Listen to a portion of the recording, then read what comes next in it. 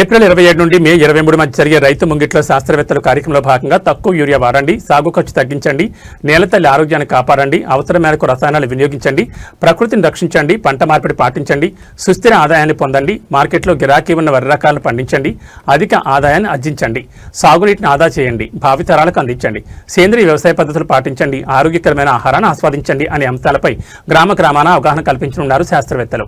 Agriculture dean Jhansi, Husnabad market committee chairman Tirupati Reddy, వ్యవసాయ శాస్త్రవేత్తలు, వ్యవసాయ అధికారులు, 60 సంవత్సరాల వ్యవసాయ విశ్వవిద్యాలయంలో అనేక మంది శాస్త్రవేత్తలను పట్టభద్రులుగా తయారు చేయడమే కాకుండా నూతన వంగడాలు, ఆధునిక పద్ధతులపై పరిశోధన చేస్తున్నారు. తెలంగాణ ప్రజాపాలన ప్రభుత్వంలో ముఖ్యమంత్రి రేవంత్ రెడ్డి నాయకత్వంలో మంత్రి తుమ్మల నాగేశ్వర ఆధ్వర్యంలో రైతుల వద్దకే శాస్త్రవేత్తలు వెళ్లి అధిక దిగుబడి పొందడానికి అవసరమైన వంగడాలు, అధునాతన యంత్రాలు, అవసరమైన ఎరువులపై అవగాహన కల్పిస్తున్నారు. నంగునూరు దగ్గర ఆయిల్ ఫామ్ ఫ్యాక్టరీ ప్రారంభోత్సవం చేసుకున్నాం. రైతులు పంట మార్పిడి చేసుకుని ఆయిల్ ఫామ్ సాగు చేయాలి. ఆయిల్ ఫామ్లో అధిక లాభాలున్నాయి. శాస్త్రవేత్తలు చెప్పే మంచిని ఇతర రైతులతో పంచుకుని అధిక దిగుబడి సాధించాలి. రైతులు చైతన్యవంతం కావాలి. ఔత్సాహికమైన రైతులకు శిక్షణ ఇవ్వడం వల్ల ఊరు మొత్తం మారుస్తారు. గతంలో వైఎస్ఆర్ హయాంలో ఆదర్శ రైతు వ్యవస్థ ఉండేది. ఇప్పుడు కూడా ఆదర్శ రైతులకు శిక్షణ ఇచ్చి సాంకేతిక వ్యవసాయ మార్పులు బయట గ్రామీణ ప్రాంతాల రైతులు చేరాలి నా అభిప్రాయం. యూనివర్సిటీ శాస్త్రవేత్తలు స్వయంగా మన గ్రామాల్లోకి వచ్చి రైతులకు అవగాహన కల్పిస్తున్నారు. సేంద్రియ ఎరువుల పంటలకు ఉపయోగించాలి. రసాయన ఎరువుల వల్ల అధిక దిగుబడి కాకుండా మన ఆరోగ్యాలు దెబ్బతింటాయని అన్నారు.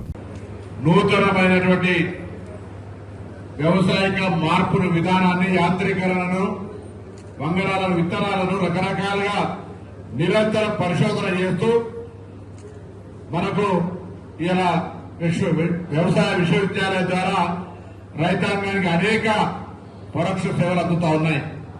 కానీ పెద్దలు ఇదొకటి ఝాన్సీ మేడం చెప్పినట్టుగా మరి వీసీగా దానయ్య గారు వచ్చిన తర్వాత, తెలంగాణ ప్రజాపాలన ప్రభుత్వం వచ్చిన తర్వాత రేవంత్ రెడ్డి గారి నాయకత్వంలో, వ్యవసాయ మంత్రి తుమ్మల నాగేశ్వరరావు గారి నాయకత్వంలో వ్యవసాయ రైతుల దగ్గరికే శాస్త్రవేత్తలు పోవాలి. వారికి అవగాహన ఉన్నప్పటికీ కాలం మారుతా ఉంది. మారుతున్న కాలం అనుగుణంగా విత్తనాల రకాలు కావచ్చు, లేదా వ్యవసాయ విధానం కావచ్చు, లేదా యాంత్రీకరణను జోడించి దిగుబడి ఎక్కువ తెచ్చుకునేటువంటి అంశం కావచ్చు, ఈ విధంగా వాళ్ళు బోధించేటువంటి విద్యార్థులకు బోధించే అంశాన్ని, తదుపరి పరిశోధన చేసేటువంటి అంశాన్ని ఈరోజు క్షేత్రస్థాయిలో రైతుల దగ్గరికి వచ్చి అవగాహన కల్పించే ఒక మంచి కార్యక్రమం చేస్తున్నారు. నేను వ్యవసాయ విశ్వవిద్యాలయ సిబ్బంది అందరికీ కూడా అభినందనలు, వ్యవసాయ శాఖ అధికారులకు కూడా అభినందనలు తెలియజేస్తా ఉన్నా. దీనివల్ల రైతులకు ఇప్పుడు కార్యక్రమం మేము మాట్లాడి ఇంకో కార్యక్రమం పైన కొంత శాస్త్రవేత్తలు వీళ్ళందరూ ఉంటారు. మీకే అనుమానం వ్యవసాయానికి సంబంధించి ఉన్నా ఇవాళ ఈ ప్రాంతంలో నగనూరు దగ్గర ఆయిల్ ఫ్యాక్టరీ పెట్టుకున్నాం. ఆయిల్ ఫామ్ ఏమని అడుగుతా ఉన్నాం. లేదా పంటల మార్పిడి కింద అధిక దిగుబడి తెచ్చుకొని వాణిజ్య పంటలు వేసుకోమని చెప్తా ఉన్నారు.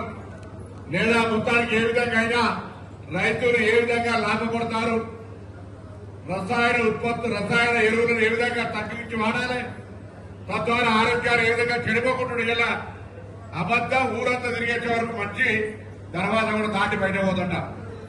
మనం మంచి చెప్తే అంత తొందరగా వినబడది. పెద్ద మనిషి ఏమని అబద్ధం ఊరంతా తిరిగేస్తుంది, మంచి దర్వాజకి బయటకు వెళ్ళదు. కాబట్టి శాస్త్రవేత్తలు చెప్పే మంచిని దయచేసి ఇతర రైతులతో పంచుకోండి, సలహాలు సూచనలు వినండి, ముఖ్యమైన అనుమానాలంటే అడగండి. ఈ ప్రభుత్వం రైతుల దగ్గరికి శాస్త్రవేత్తలు తీసుకొని వస్తా ఉంది. వాళ్ళొక షెడ్యూల్ ఉంది. ఆ షెడ్యూల్ ను పత్రికల ద్వారా వివరంగా చెప్పే ప్రయత్నం చేయండి. రైతులందరూ వచ్చి మీ యొక్క సలహా సూచనలు తీసుకునే విధంగా వేదికలను ఏర్పాటు చేయండి. లేదా ఫీల్డ్స్ కి వెళ్ళండి. ఎండల్లో పొద్దున సాయంత్రం పనిచేయండి. ఎండల మధ్యలో ఏమంటారు. కానీ ఈ ప్రక్రియ ద్వారా కొంత చైతన్యవంతులైన రైతులు మీరు ప్రతిరోజు వచ్చేకంటే కొంత అందులో కూడా రైతులల్లా ఔత్సాహిక రైతులు ఉంటారు. వాళ్లకు పర్ఫెక్ట్ శిక్షణ వేయడం ద్వారా ఆ ఊరంతా రైతులను మార్పు చేయగలిగేటువంటి అవకాశం ఉంటుంది. నేను మీ యొక్క వ్యవసాయ శాఖ తరఫున మరొకసారి గతంలో రాజశేఖర రెడ్డి గారు ఉన్నప్పుడు ఆదర్శ రైతు వ్యవస్థ ఉంటే ఇవాళ మళ్లీ ఆదర్శ రైతు వ్యవస్థ తీసుకొచ్చి వాళ్ళను వ్యవసాయ యూనివర్సిటీలో శిక్షణ ఇప్పించి క్షేత్రస్థాయిలో రైతాంగానికి అవసరమైనటువంటి అంశాల లోపల వారికి సలహా సూచనలు ఇప్పించి మధ్య వారసత్వం ఉంచగలిగితే బాగుంటుంది అనేటువంటి నా అభిప్రాయం. ఎందుకంటే ఇలా రైతుకి ఏదో ఇబ్బంది వచ్చినాడు, కొంతమంది అధికారులు మాట్లాడతారు, కొంతమంది మాట్లాడారు, రకరకాల అంశాలున్నాయి. అటువంటి అంశాలకు సంబంధించిన విషయంలో తప్పకుండా రైతులకు ఇవాళ కొత్తగా వ్యవసాయ విశ్వవిద్యాలయం మీ దగ్గరకు వచ్చి ఈ సాంకేతిక విప్లవాన్ని, సాంకేతిక మార్పును చూపెట్టే సందర్భంలో ఇక్కడికి వచ్చిన అందరికీ ధన్యవాదాలు తెలియజేస్తూ, వ్యవసాయ శాస్త్రవేత్తలుగా వీలైనంత సమాచారాన్ని గ్రామీణ ప్రాంత రైతులకు చేరడానికి అనేక పద్ధతుల్లో మరి ఆ రైతులందరూ కూడా చైతన్యపరచాలని కోరుతూ మరొకసారి ఇలా బాగా యూరియా వేస్తే బాగా పంట వస్తుంది అనుకుంటున్నారు. కానీ అంతే బాగా జల్లి ఆరోగ్యం ఖరాబ్ అవుతుంది. అదొక్కసారి ఆలోచన చేయాలి.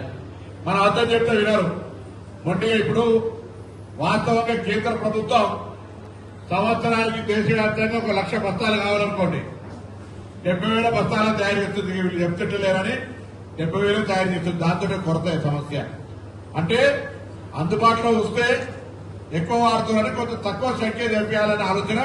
అది అర్థం చేసుకుని కొంచెం దయచేసి, వేరే ఉద్దేశం కొద్ది కాదు. ఈ రోజు ఎరువులకు సంబంధించి మరి తక్కువ చేసి వాడితే ఇంకా సేంద్రియంగా మన దగ్గర ఉన్నటువంటి అనేకమైనటువంటి మరి అంతే ఎక్కువ బలం ఉన్నటువంటి ఎరువులు మన దగ్గర దొరుకుతాయి. అది యాపపొడి కావచ్చు, పశువుల పేడ కావచ్చు, లేదా ఇతరత్ర అనేక రకాలుగా ఉన్నటువంటి సందర్భంలో మరి తప్పకుండా రాబోయే కాలంలో ఆరోగ్యకరమైనటువంటి వ్యవసాయక ఉత్పత్తుల ద్వారా ప్రజలందరూ ఆరోగ్యంగా ఉండేటువంటి ఈ శిక్షణలో అది కూడా ఒక భాగంగా ఉండాలని ఆకాంక్షిస్తూ మీ అందరూ నమస్కారం చెప్తూ సెలవు తీసుకుంటాను.